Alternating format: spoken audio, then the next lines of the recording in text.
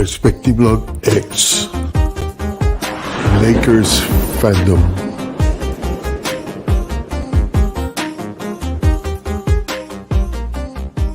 Before we get to the content, I would like to thank all my subscribers for your support. If you are not a subscriber, I invite you to support the channel, subscribe, and turn the notifications on. Thank you for your support.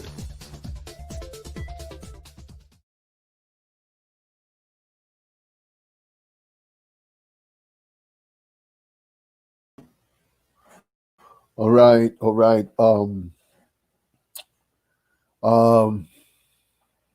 Ugly game, but we got the W, and we got back to be number one on the West.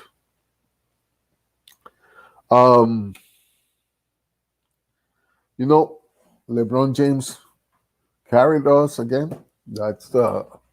Let me see. Now I can see. LeBron carried us, but we got, Dennis Schroeder did a lot. People are taking advantage of Gasol. I don't know what else to say.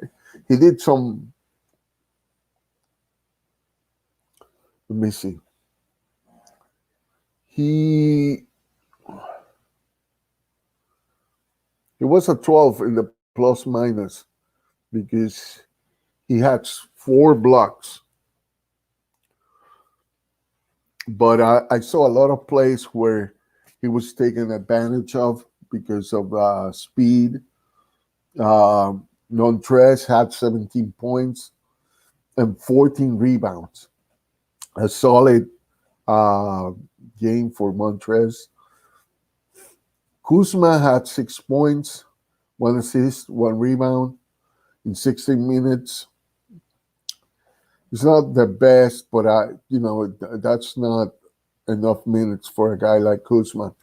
So I don't expect. Taylor Horton-Tucker played 19 minutes and 9 points, 3 assists. 2 rebounds. He always keeps himself busy. I want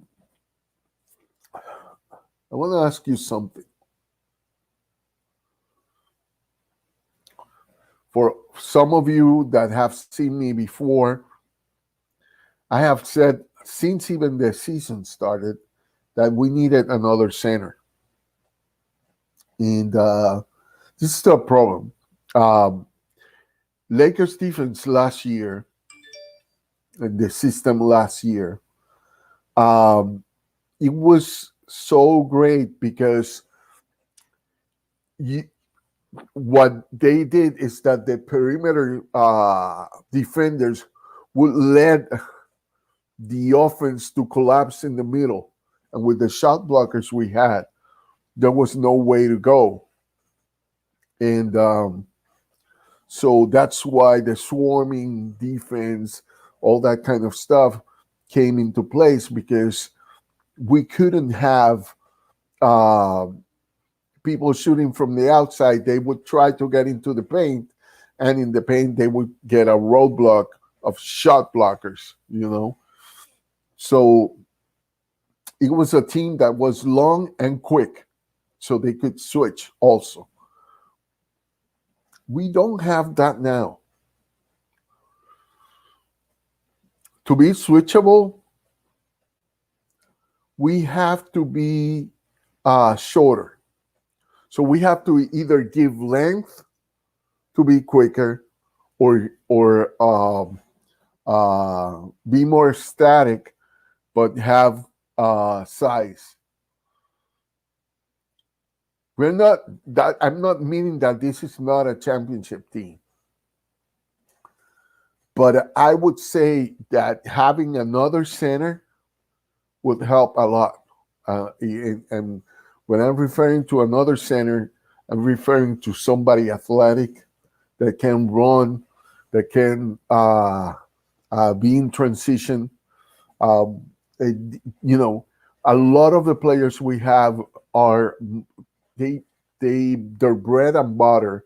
Part of it is transition points, and they can't do it now unless Montrez is the center, and Anthony Davis the forward, or vice versa, interchangeable.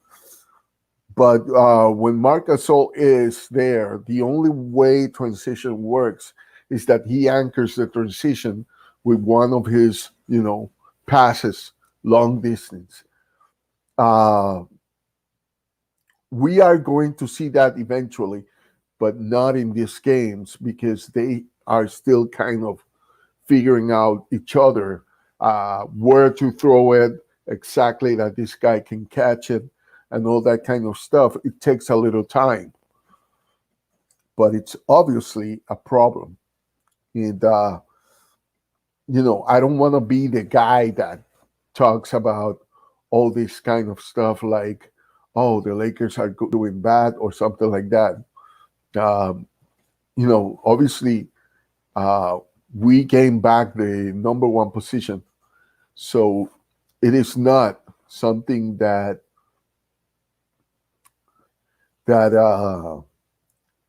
needs too much worry, but it is something that you might have to really, really um, it's not a big handicap, but it's um, weird enough to have some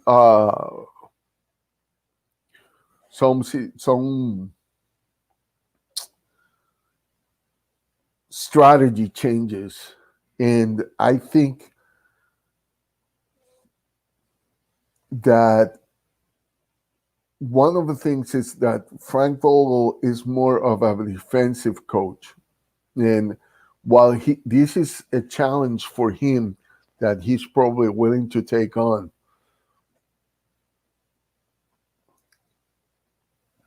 um, I don't see right now the versatility that this team should, on paper, produce is producing, and it's because you have Schroeder, who is he's good at a half court offense, and so he's gonna be benefit from that. But there's a lot of guys like Kuzma, like Caruso, that and even Taylor Horton Tucker and others that are going to suffer at least somewhat from that. Even LeBron, um, because a lot of their points find themselves in transition. That doesn't mean LeBron is not going to score. I mean, he got 28 points, 7 assists, 7 rebounds. So he could have, I mean, if he would have gone 40 minutes, he probably would have gone on a triple double, right? But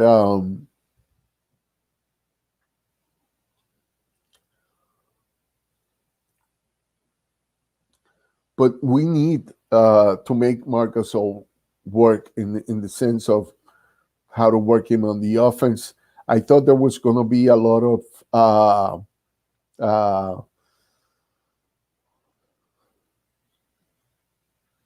there was, they were going to use Gasol with more movement for cutters to go in, because transition players usually can be good cutters too, but that's not the case.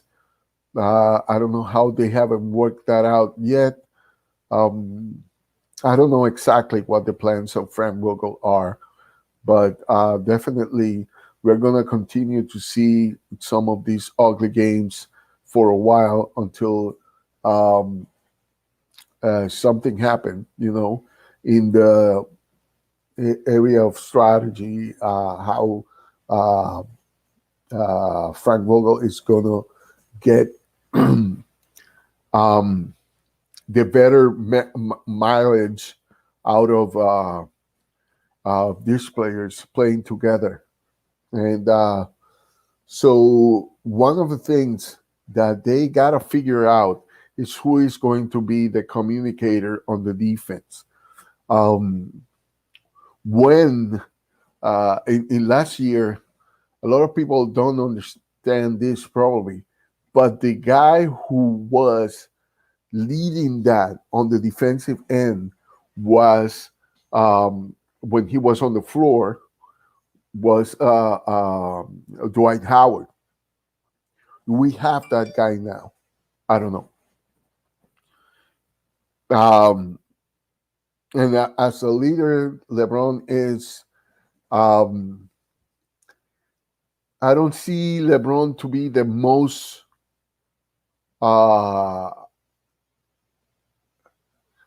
He's very good at communicating, but usually the job is the guy who falls way back, which is the center. And so I don't know if Marc Gasol does that as well as Dwight Howard did. And I know Anthony Davis probably some of that falls onto him. So I don't know. I don't know how this is going to be handled. But that is one of the things they have to establish the communication on the defense so they know what to do. And it can be, the guys that are up in front defending does have to be one of the guys closer to the rim who are the ones that are seeing the whole offense unfold before their eyes. So there you go. That's I don't know if you knew that, but that's one of the secrets of how teams defend. Communication on the defensive end, telling you where the guy is going and who to take who. That's what the defensive anchors do. And Dwight Howard is an excellent defensive anchor. I don't know how good of a defensive anchor is Marc Gasol. But the defensive anchor is very vocal. It's telling everybody where to go. It's telling everybody where the ball is coming, how to fall back or go forth on the defense, because they are the ones watching what is going to happen. They are the ones like seeing the whole thing. When you're on the front, you only can see what is on the front. You look to the back a little bit to establish yourself, but you can't take the eye off your defender. So those little things are the things that make a defense work or not. And so the Lakers had this excellent communication last year. I don't see that happening right now, but that's one of the things that they need to work out. And remember, the same problem last season. A new team, new faces all over the place. Not many people of the last team. Last time was a little bit more extreme than now, but still, a lot of new faces, a lot of changes, and so it is important that the Lakers establish what kind of culture defensively they are going to have. I don't think this team have any problems on the offense, but when your defense is top notch, it's easier to score because you're covering the passing lanes.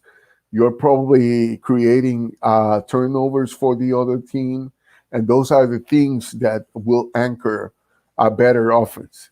And and they have extremely good amount of offensive players.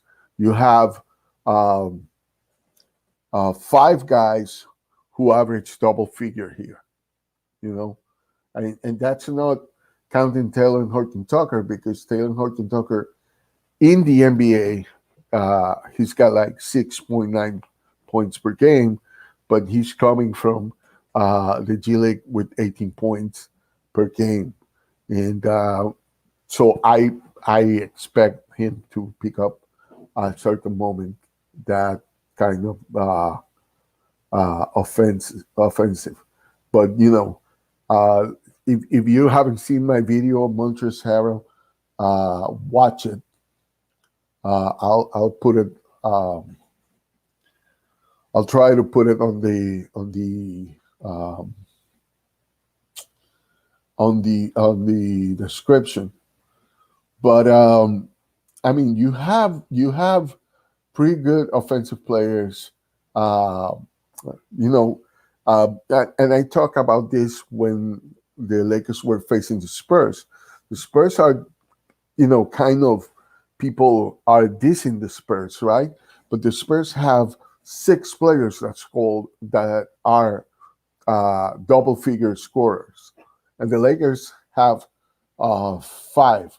They have Shooter, um, James, um, AD, Kuzma. Okay, Shooter, James, AD, Kuzma, and Harrell. 5 players that average a double figure. So the offense of the Lakers is not the problem, like I said. Um, what an ugly shot had LeBron James on the half court. Now, it's an ugly shot because he missed it and because it's not a good selection in that type of game. But we know he can make shots from the logo and that he practiced them. It's just that at that point, it wasn't the best selection. You know, I don't know why he did it, and it probably was a brain fart. Nobody's perfect, but that was not a good shot for LeBron. What else? Yeah, people, it's I do have a problem with fans that are not realistic about expectations, and that's what I talk about the video. Uh, when I made the video about Montrez, like I said, watch it or go to my channel. It's called Montrez. Uh, I put it Vogel, Montrez, and then the rest of the title is more than energy. I think it is. I hope I said it right, but you'll find it.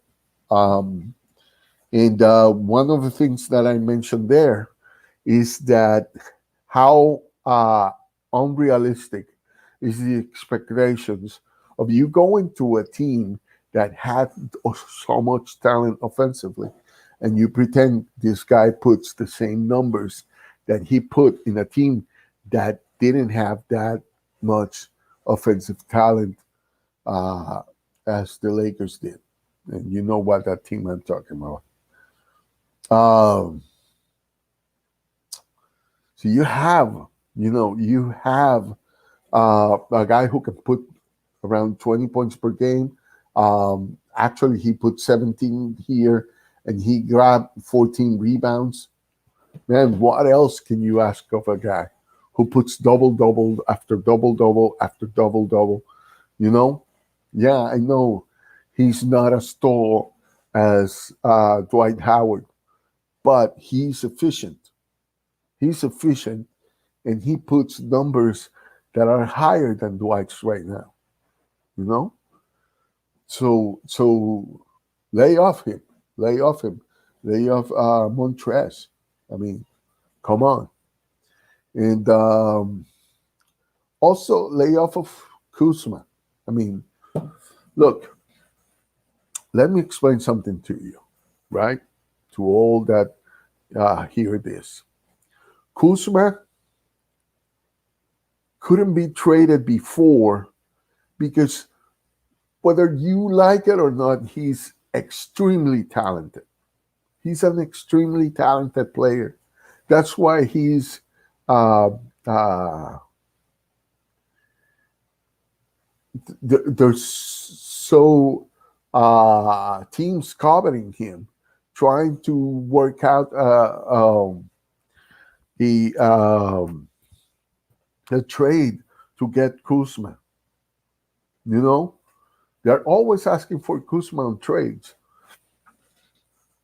So you have all these experts um, wanting Kuzma, and you know we are fans, but we don't understand certain things. Like, for example, I didn't understand why uh, LeBron wanted Quinn Cook in the team until I was talking to AC from LA Sports Live. Uh, Go to his channel too. He's got a lot of information. He's always giving you the news right away. So one of the things he was talking to me about is that Quinn Cook can uh, play very similar to Jamal Murray. So when they went in practice, they would put to guard. They would put them to guard Quinn Cook to him, where he was imitating Jamal's game, and that's how they kind of learned to defend Jamal. So you see right there, beyond the statistics, Quinn Cook was doing his job behind the scenes to get the Lakers over the hump on the Western Conference Finals. He didn't he didn't play a lot. I don't even remember if he played at all. But in the practice, he did something that gave the Lakers the edge to guard Jamal Murray. And those are things that people, because they don't see it in the game, they don't realize. I was surprised, right? But I understand. I understand. If I had a guy like Quinn Cook that can do that, I would I would be interested in keeping him. Um, and so, you know, we gotta see that the value on and the other thing is Kuzma defensively have gotten better. And yeah, he's a rhythm player, and he needs to get into rhythm. And unfortunately, for him being in rhythm, one of the things that he needs to do is to start. But until he earns that starting role again, like he used to have it in a team that was either 500 or below when the Lakers were in the drought. Um, he could be the star of that team, but in this team, he's got to earn his stripes. You're playing in a championship team now, and I'm glad he got that contract. But and that's the other thing, man. If he doesn't get that extension, that contract that has more meat to it, he wouldn't have trade value because we wouldn't get for the price he was playing before. We wouldn't get the quality of player we have with Kuzma. Now,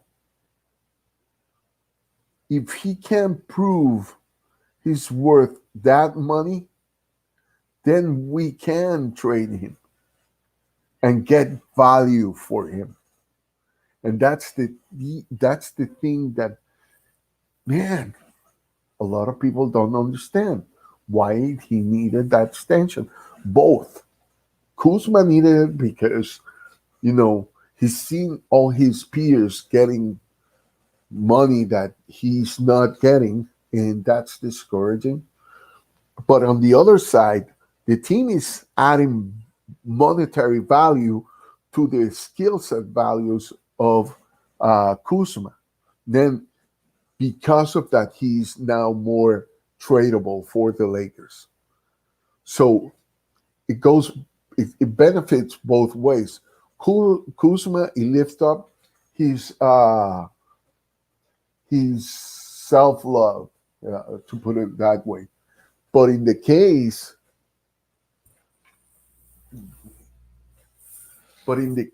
of the Lakers, it gives the Lakers enough monetary value that if they need to trade him, they could trade him. They don't need to involve a bigger package to get value from the trade. And that's the one important thing about Kuzma. All right. So AD didn't play in this one. I haven't read what happened to him. What it's he had something sore. Let me see if I can get him. It must be his foot after kicking that Gatorade.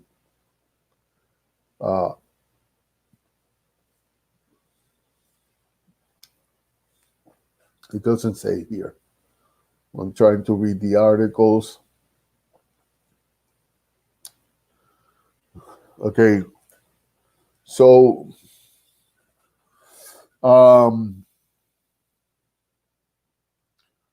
man, the percentage, they were both, the Lakers were just 0.1% over the Bulls on this game. Like the Bulls were 50.5%, and the Lakers were 50.6%.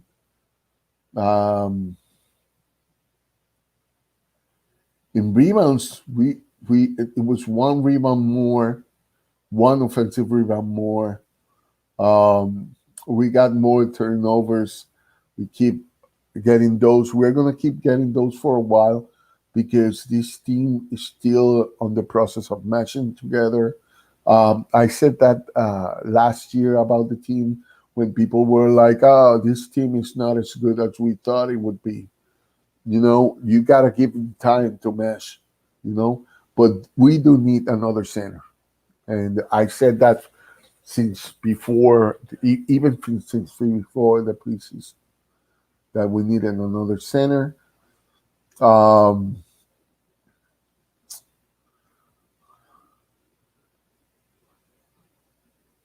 Wow.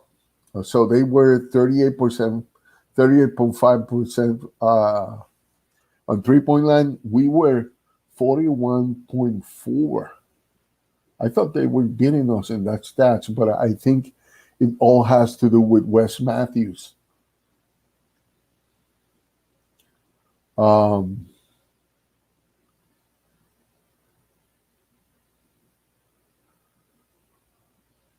They moved the ball better than us. They got 10 steals. We got 3. What is going on with the Lakers, man? The defense is not there. Like, it's not the identity, the defensive identity that we have last year is gone. That last season is gone.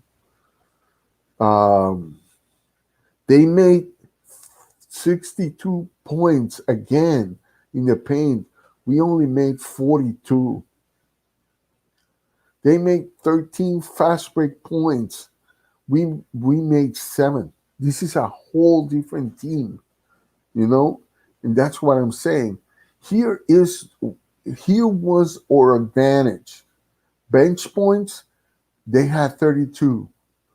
Our bench, 41. And the largest lead was pretty much almost the same, 12 for us and 10 for them. But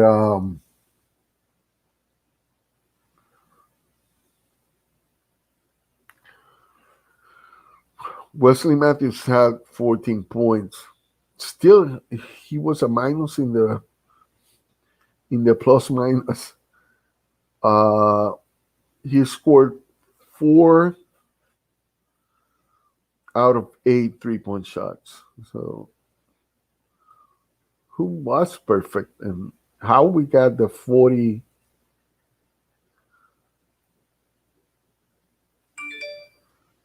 I think I have to be reading this wrong. Okay. From 3-point line. Now 6 of 8 LeBron, 2 of 2 Matthews, 6 of 8. Now I'm talking. 2 out of 3 Kuzma. 1 out of 1 Taylor Horton Tucker. So that's why we had that good outcome.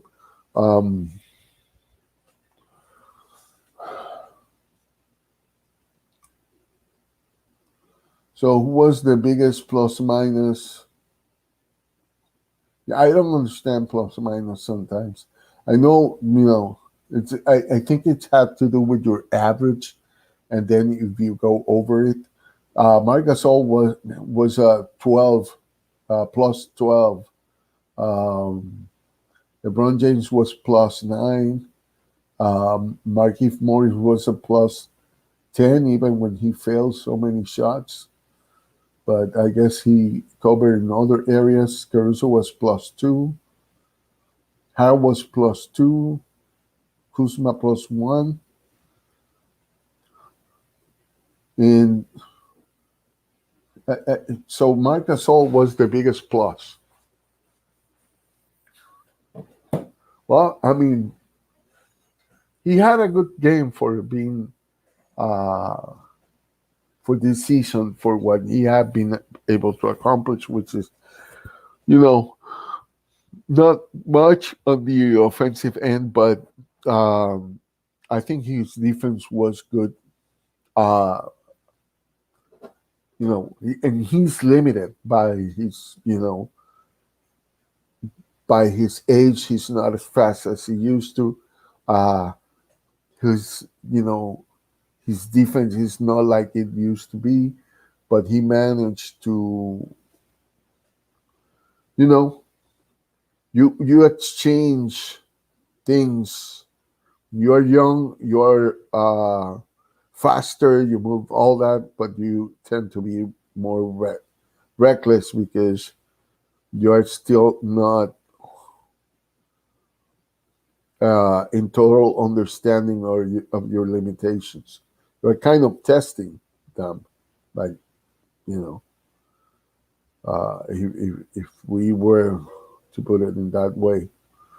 But yeah, that's what it is. All right. So we discussed that. We discussed Gasol, his 4 blocks. Matthews had a block.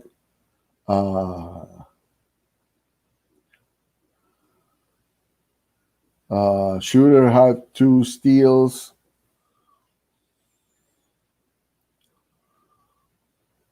Caruso had 2 steals too, or let me see. No, that's not it. Okay, Caruso had 1 steal.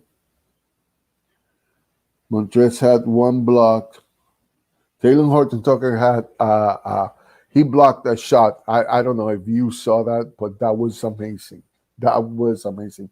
He went up to the skies to do that block. I like that kid. I like what he brings to the table. Um, and that's pretty much it. Now,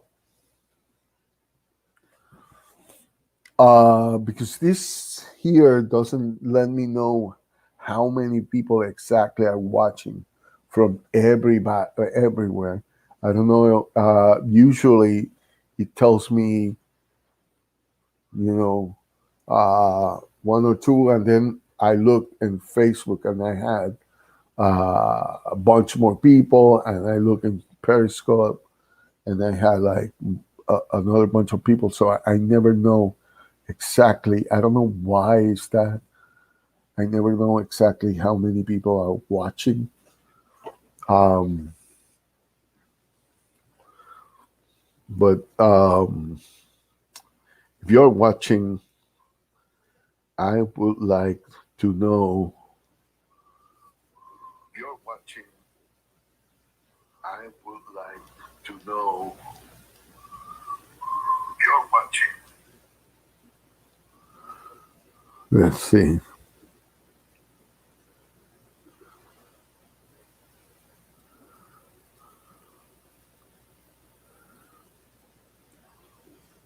So I would like to know who and where are you from, and if you have a question.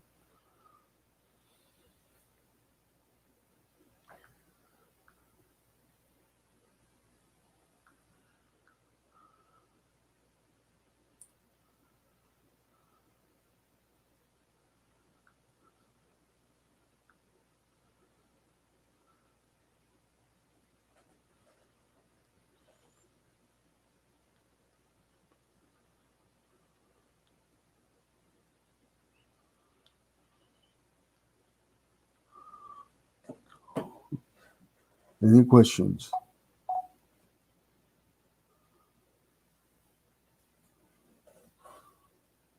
All right. So I'm going to stop it right here, and hopefully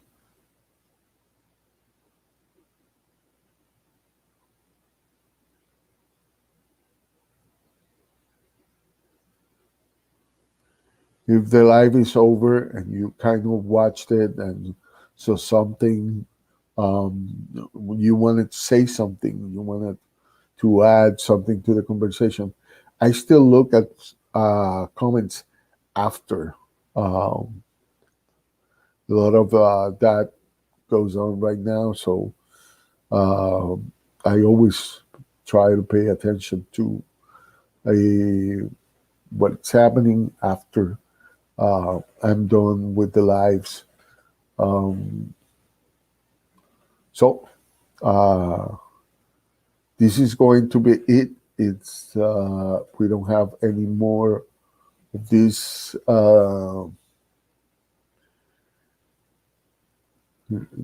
discussion. Um, I'll talk to you guys in the next game, and go ahead and watch my videos. All right. Okay. Uh, take care of each other. May God bless you, and go Lakers. Bye bye.